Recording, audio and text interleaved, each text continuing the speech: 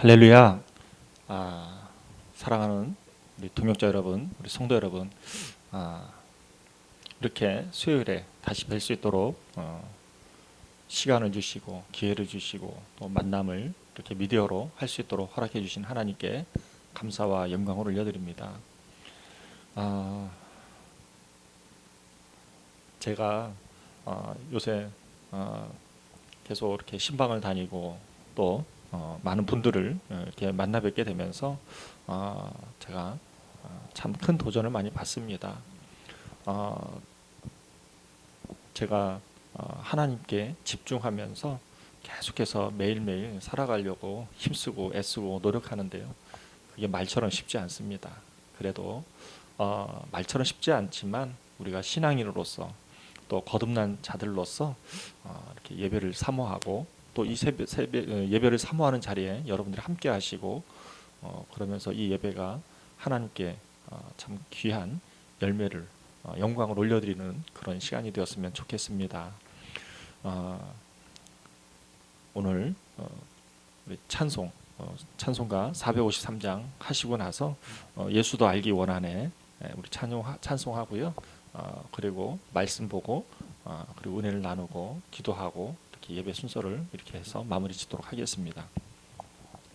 예수 더 알기 원하네 크고도 넓은 은혜와 대속해 주신 사랑을 간절히 알기 원하네 예수 더 알기 원하네 크고도 넓은 은혜와 대속해 주신 사랑을 간절히 알기 원하네 내 평생의 소원 내 평생의 소원 대속해 주신 사랑을 간절히 알기 원하네 성령이 스승 되셔서 진리를 가르치시고 거룩한 뜻을 깨달아 예수를 알게 하소서 성령이 스승 되셔서 진리를 가르치시고 거룩한 뜻을 깨달아 예수를 알기 원하네 내 평생의 소원 내 평생의 소원 대속해 주신 사랑을 간절히 알기 원하네 성령의 감화 받아서 하나님 말씀 배우니 그 말씀 한 절 한 절이 내 맘에 교훈되도다 성령의 감화 받아서 하나님 말씀 배우니 그 말씀 한 절 한 절이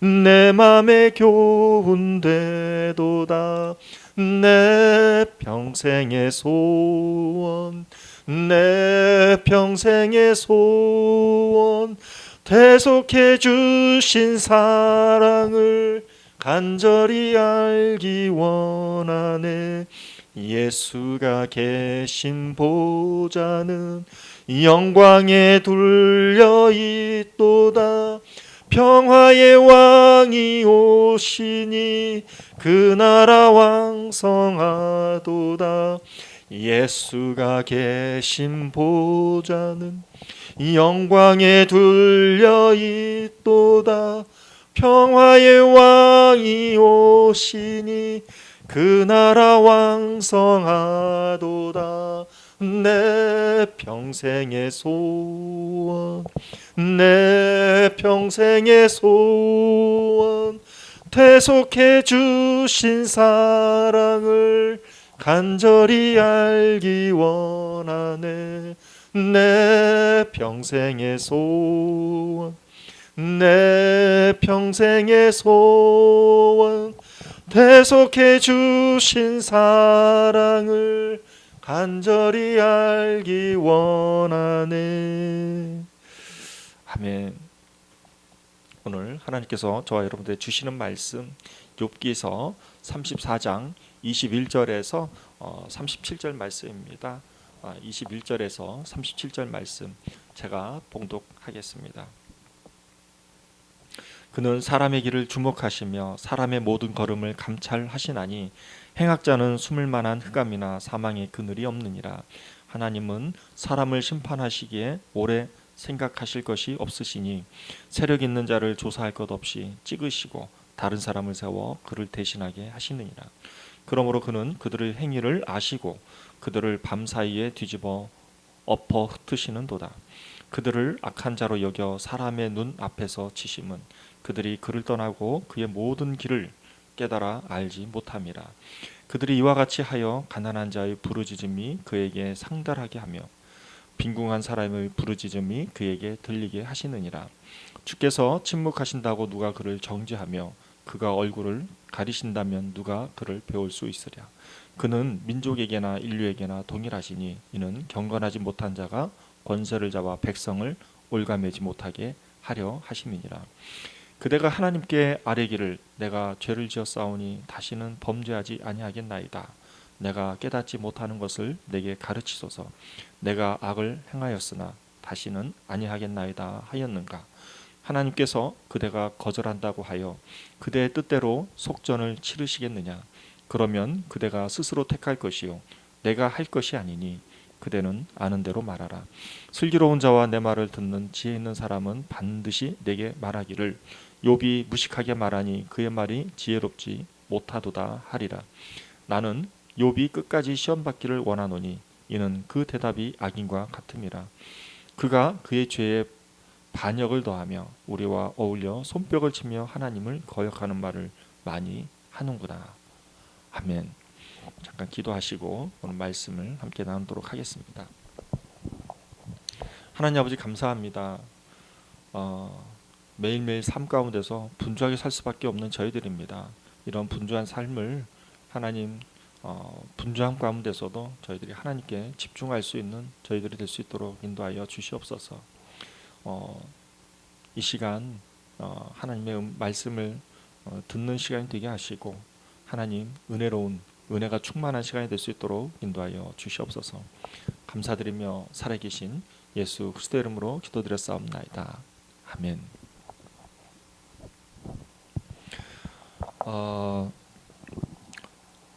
오늘 말씀은 하나님의 정의, 심판자의 전지하심이라는 제목으로 저와 여러분들이 함께 말씀을 나누도록 하겠습니다. 오늘 이렇게 이 시간에 예배드리기 전에 사실 저 혼자서 지금 예배드리고 있잖아요.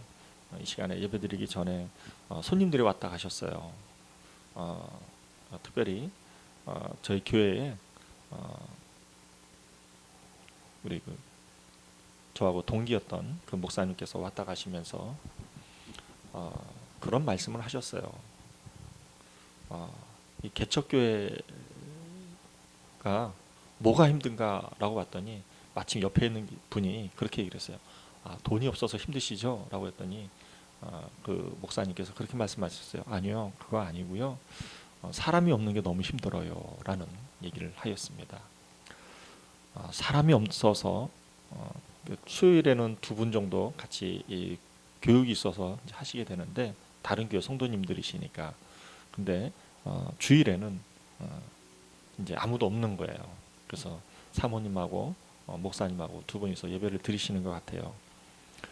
그게 너무 힘드신다는 거예요. 돈 문제는 자기가 나가서 돈을 벌고 그걸 가지고서 해결하면 되는데 사람은 또 그렇지가 않다라는 것이죠. 그 얘기를 들으니까 그 목사님 앞에서 제가 뭘 얘기를 못 하겠더라고요. 그에 비하면 저는 되게 행복한 사람인 것이죠. 저희 교회가 또 행복한 교회인 것이죠.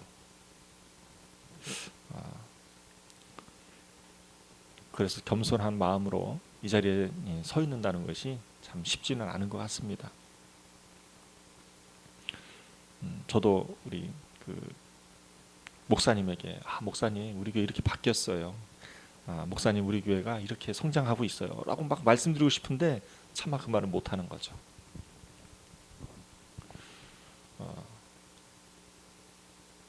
저는 오늘 말씀을 묵상하는 가운데서 오늘 말씀이 어떤 말씀입니까? 엘리후와 욥의 엘리후가 욥의 어른 욥에 대해서 하나님을 전하고 특별히 34장 1절부터 보면은 욥은 엘리후는 중재자이신 하나님을 증거하고 주권자이신 하나님을 증거하게 됩니다. 그리고 나서 오늘 말씀 주권자이신 하나님께서 하나님의 정의와 또 심판자이신 하나님을 욥에게 증거하고 있습니다. 엘리후의 말이 틀릴까요? 아니요, 다 맞아요. 그 중에서 엘리후는 심판자이신 주권자이신 그 하나님이 어떤 분이신가를 말씀하고 있는데요. 특별히 심판하시는 하나님을 말하고 있습니다. 그러나 그 심판자이신 하나님을 말하기 이전에 하나님이 눈동자와 같이 하나님의 눈을 얘기해요. 그게 21절부터 23절 말씀인데 제가 한번 읽어보겠습니다. 그는 사람의 길을 주목하시며 사람의 모든 걸음을 감찰하시나니 행악자는 숨을 만한 흑암이나 사망의 그늘이 없느니라. 하나님은 사람을 심판하시기에 오래 생각하실 것이 없으시니라고 말씀하고 있습니다. 그런데 너무 어려워요. 개역개정본이 너무 어려워서 제가 표준 세번역본을 살펴보니까 이렇게 되어 있습니다. 참으로 하나님의 눈은 사람의 일거수일투족을 살피시며 그의 발걸음을 낱낱이 지켜보고 계십니다. 우리의 삶에 있어서 우리의 삶의 일거수일투족을 하나님의 눈이 지켜보고 있다는 거예요. 또 22절 말씀에 보니까 악한 일을 하는 자들이 하나님을 피하여 숨을 곳은 없습니다. 흑암 속에서도 숨을 곳이 없고 죽음의 그늘이 드리운 곳에서도 숨을 곳은 없습니다. 라고 되어 있습니다. 이렇게 하나님의 눈이 지켜보고 있기 때문에 불꽃과도 같은 그런 눈동자로 지켜보시고 계시기 때문에 악한 자들을 처벌하는 것, 또 처벌하시는 이유를 26절, 27절 말씀에서 설명하고 있는데 이것도 그냥 개역개정본으로 보면은 너무 어려워서 좀 쉽게 26절, 27절을 좀 쉬운 말로 표준세번역본으로 한번 읽어보도록 하겠습니다. 하나님은 사람들이 보는 곳에서 악인들을 처벌하십니다. 그들이 하나님을 따르던 길에서 벗어나고 하나님이 지시하시는 어느 길로도 가지 않기 때문입니다. 라고 말하고 있습니다. 정리하면 하나님의 주권이 있는데 그 주권 가운데 첫 번째로는 하나님의 눈이라는 거예요. 하나님의 눈이 일거수일투족을 살피신다는 것입니다. 또 사람의 발걸음을 하나님의 발걸음을 낱낱이 지켜보고 계시다는 거예요. 그래서 이 하나님의 주권이 하나님을 따르던 길에서 벗어난 사람이라든지 하나님이 지시한 길로 가지 않는 악인들을 처벌하신다는 것입니다. 무시무시하죠. 그리고 나서 이제 엘리후는 욥에게 촉구합니다. 두 가지를 얘기하는데요. 하나는 회개하라는 거죠. 회개의 결단을 촉구합니다. 그리고 마지막으로 엘리후는 욥을 평가합니다. 31절, 32절 말씀이 욥이 어떻게 회개해야 되는지를 가르쳐주고 있습니다. 저는 근데 여기 초점 두고 싶지 않아요. 엘리후가 욥을 어떻게 평가하고 있는지가 더 궁금했어요. 제 마음 가운데서 이 37절 말씀이 더 눈에 많이 들어오게 되었어요. 그래서 그걸 보니까 그가 그의 죄에 반역을 더하며 우리와 어울려 손뼉을 치며 하나님을 거역하는 말을 많이 하는구나. 무슨 말이에요? 엘리후가 본 욥은 자신이 지은 죄가 있다는 거예요. 여기에 더해서 뭐가 있어요? 반역이 있어요. 반역. 그리고 세 번째 하나님을 모독하는 죄가 있어요. 그러니까 세 가지 죄가 있는 거예요. 엘리후가 욥을 평가했을 때에 세 가지 죄가 있는데 첫 번째가 죄가 뭐예요? 욥이 지은 죄. 두 번째로는 무슨 죄? 하나님을 반역한 죄. 또 세 번째로는 뭐가 있어요? 모욕한 죄가 있어요. 이렇게 평가하는 거예요. 그러면서 회개를 촉구하는 것입니다. 그러니까 이렇게 전체적으로 보면은 다 맞아요. 틀린 얘기가 없어요. 틀린 얘기가 없는데 되게 아파요. 후벼 파는 것 같아요. 고통스러워요. 뭐가 없는 거예요? 사랑이 없는 것이죠. 저는 오늘 말씀을 묵상하는 가운데서 아까 어느 집사님이 오셨는데 저는 그 집사님에게도 동일한 얘기를 해드렸습니다. 제가 올라오면서 박상미 교수의 강의를 듣게 되었어요.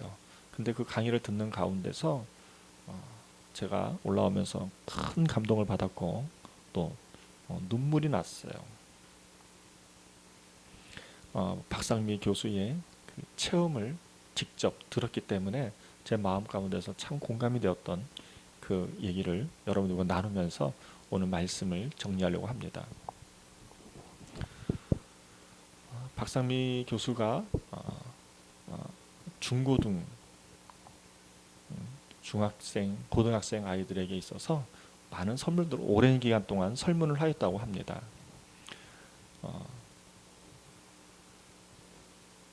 너희들의 엄마 아빠가 너희들을 사랑하는데 너희들은 어떻게 생각하니?라고 했을 때에 중학생, 고등학생 아이들이 하나같이 그렇게 얘기했다고 합니다. 그냥 별로 귀에 들어오지도 않는 거예요. 사랑이라는 말이 들어오지 않는 것이죠. 이 아이들에게 어떤 말이 들어가냐면 그냥 부모하고의 관계가 있어서 사랑이라는 말은 전해지지 않고 거리감이 느껴지는 그런 중학생, 고등학생 아이들을 보게 되면서 이 교수님이 그렇게 얘기했다고 합니다. 중학생, 고등학생 아이들에게 만약에 너희 부모님이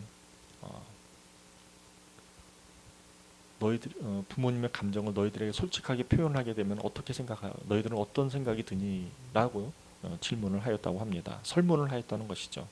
그랬을 때의 그 내용이 무엇인가? 설문의 내용이 무엇인가? 너희 부모님이 너희들에게 아무개야 엄마가 너무너무 미안해.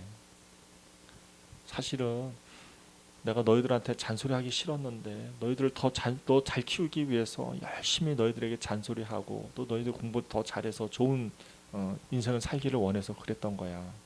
그런데 너무 그렇게 해서 미안해. 라고 얘기를 들으면 어떻겠냐는 거예요. 또 아빠가 아무개야 아빠가 너희들하고 제대로 놀아주지 못해서 미안해. 아빠가 너무너무 바빠서 너희들과 함께 할 수 없고 너희들의 대화를 들어주지 못해서 미안해. 라고 했을 때 너희들의 심정은 어떻겠냐는 거예요. 또 자녀들에게 아빠가 얘들아 아빠도 때로는 울고 싶어. 아빠도 때로는 너희들한테 위로를 받고 싶어. 아빠도 너희들에게 때로는 너희들에게 사랑을 받고 싶어. 라고 얘기했을 때 너희들은 어떻게 생각해야겠냐는 거예요. 또 엄마가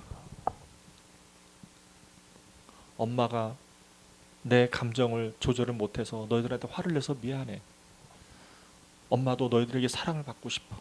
엄마도 너희들에게 정말 잘하고 싶었는데 그렇게 할 수 없었던 환경이 너무너무 힘들었어. 라고 얘기했을 때 너희들은 어떻겠냐는 거예요. 아이들이 하나같이 그 얘기를 들었을 때에 중학생, 고등학생 아이들이 선생님 마음이 이상해요. 마음이 왠지 뭉클해요. 선생님, 그 선생님의 얘기를 들으니까 왠지 눈물이 나요. 이런 얘기를 했다는 것입니다.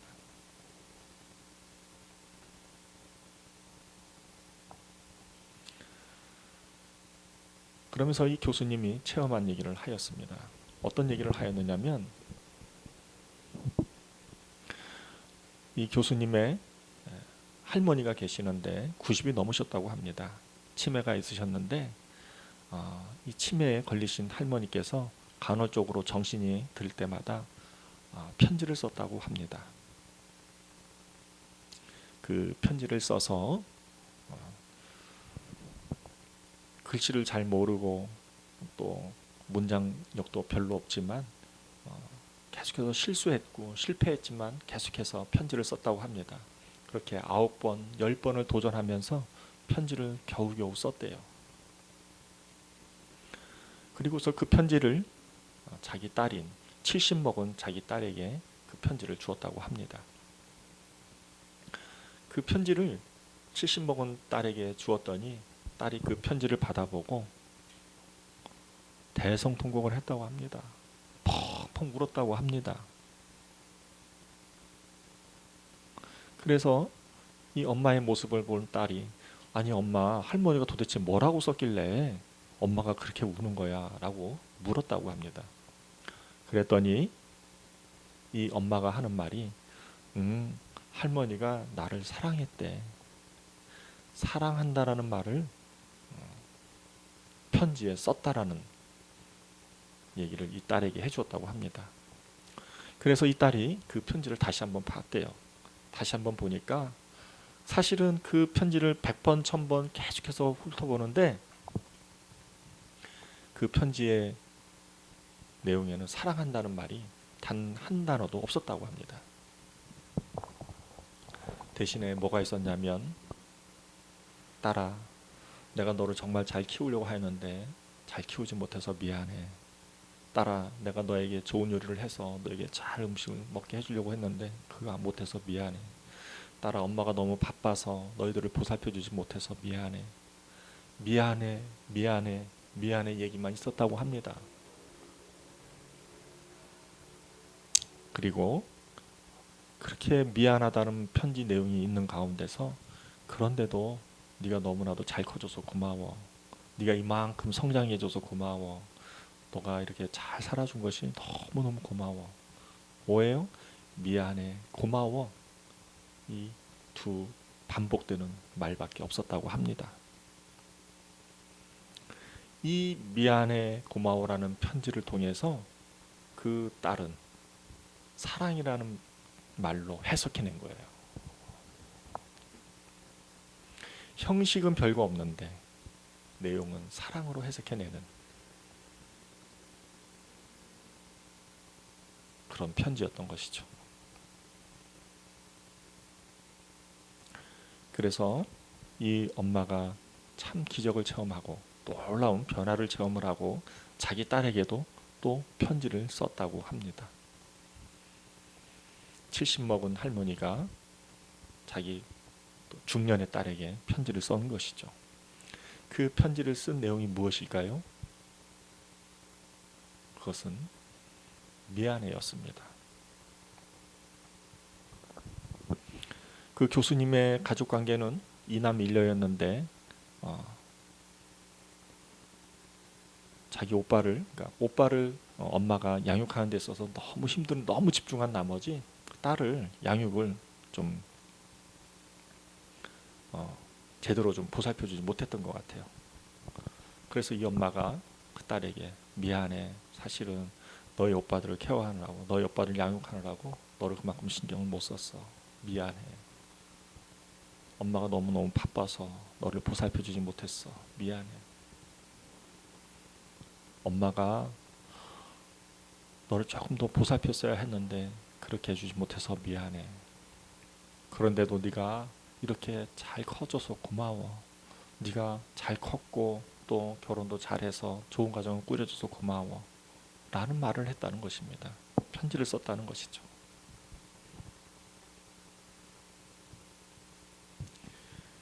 역시 그 편지를 받아본 이분은 그 편지의 내용은 미안해와 고마워밖에 없었는데 자식은 그 미안해와 고마워라는 그 편지를 읽고 엄마가 나를 사랑했구나, 사랑해라는 말로 해석을 했다고 합니다.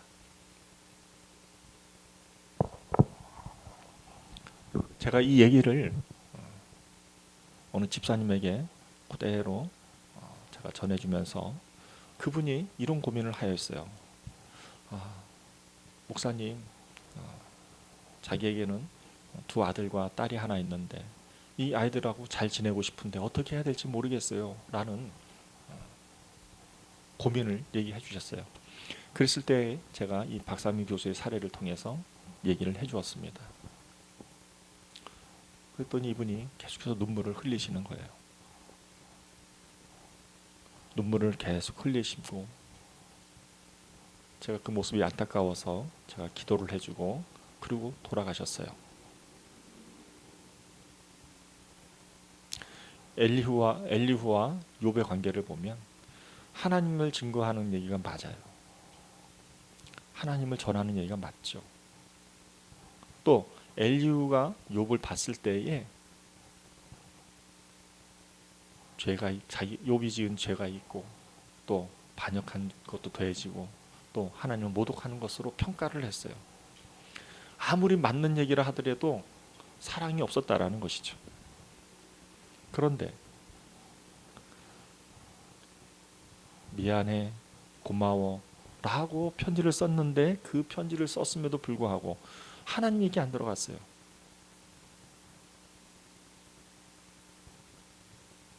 특별한 얘기도 없어요. 그런데 그 편지를 자녀들에게 줬을 때에 자녀들은 그 부모의 마음에 사랑하는 마음을 해석해냈다라는 것이죠. 어느 게 더 좋은 권면의 말일까요?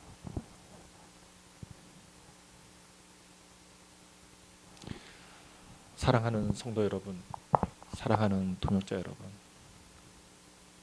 저는 오늘 말씀을 통해서 여러분들과 나누고 싶은 것은 그렇게 실천을 해봤으면 좋겠어요. 우리가 하나님의 사랑을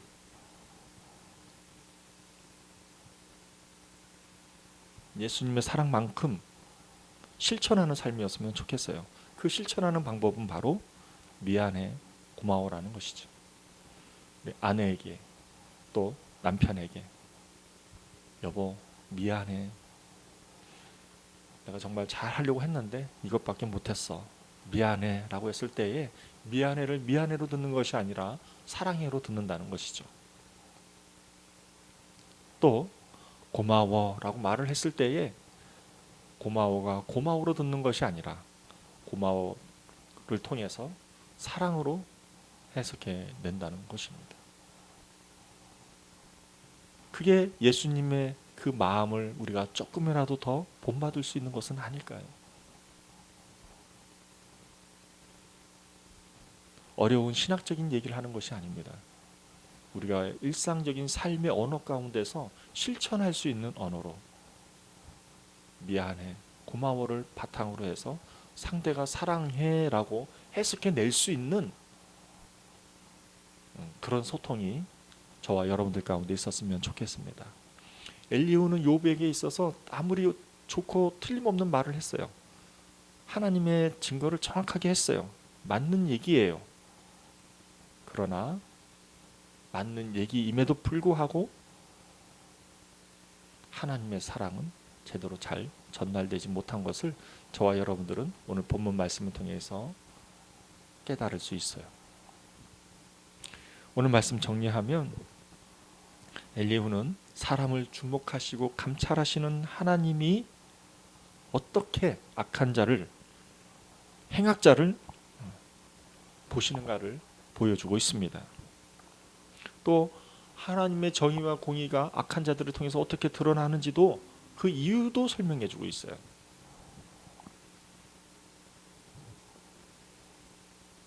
이러한 하나님의 모습이 엘리후는 욥의 대답에 악인의 대답과 같다고 하면서 욥을 평가하는데 욥이 지은 죄와 또 반역과 또 모욕을 했다라는 것으로 평가를 하는 것이죠. 이런 말로 사람을 변화시키지 못해요. 이런 말을 통해서 상대가 나를 사랑하는구나 나누고 해석하지 못한다는 것입니다. 바라기는 저와 여러분들이 미안해 고마워로 우리 삶을 조금이나마 실천하고 도전하면서 우리가 소소하지만 작은 그런 행복들, 확실한 행복을 체험할 수 있는 저와 여러분들이 되었으면 좋겠습니다. 기도하겠습니다. 하나님 아버지 감사합니다.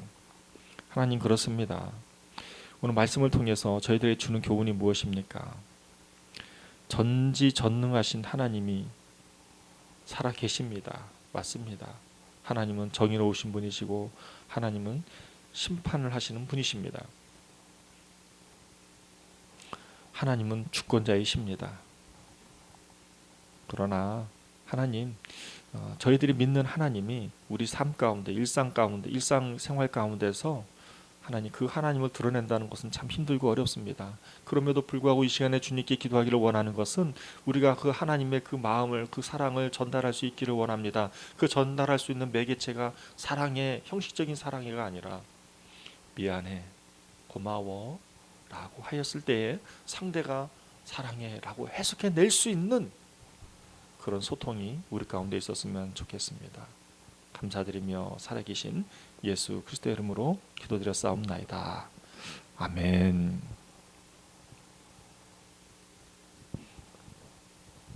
감사합니다.